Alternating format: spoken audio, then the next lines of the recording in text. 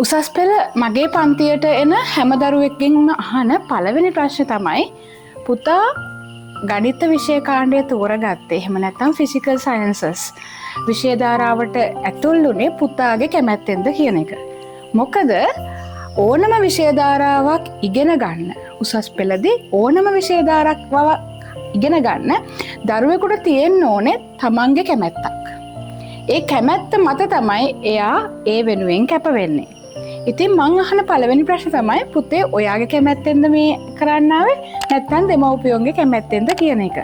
දරුවගේ කැමැත්තෙන් කරන්න විෂය මාලාවට ඇතුල් වෙලා ඊට පස්සේ පළවෙනි වාර විභාගෙදී ලකුණු මත මේ දරුවගේ තියෙන මොටිවේෂන් එක නැති වෙනවා.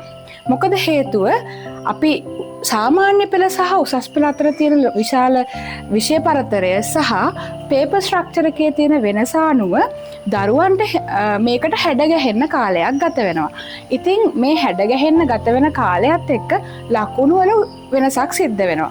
ඉතින් මේ වෙලාවකදී දරුවන්ගේ දෙමව්පියන් වගේම දරුවනුත් ඉතා කලබලයට පත් වෙනවා.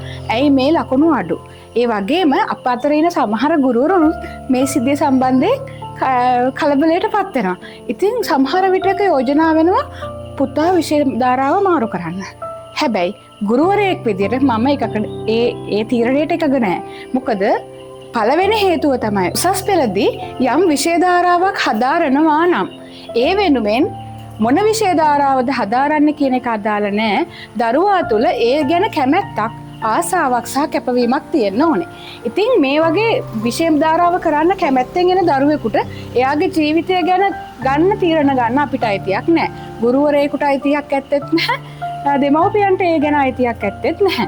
ඒ ගැන තීරණය කරන්න ඕනේ දරුවමයි. ඒ නිසා මම ඒ කතාවට එකඟ නැහැ.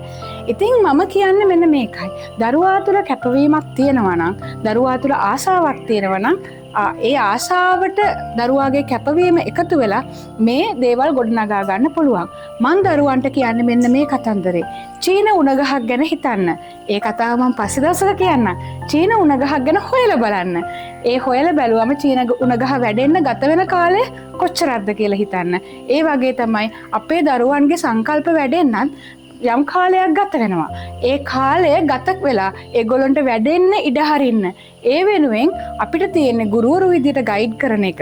ගුරුවරු විදියට විෂය කරුණු හඳුන්වා දෙන එක. ඒවා පැහැදිලිව උගන්වන එක. දෙමව්පියන් විදියට තියෙන්නේ දෙමව්පියන්ට දරුවන්ට මේ යන මාවතේ යන්න උදව් කරන එක.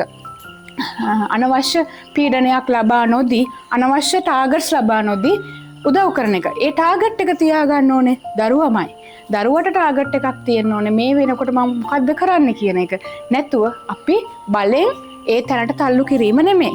ඒක නිසා උසස් පෙළ කරන දරුවෙකුගේ විශේෂම කාරණාව දරුවා කැප වෙන්න ඕනේ.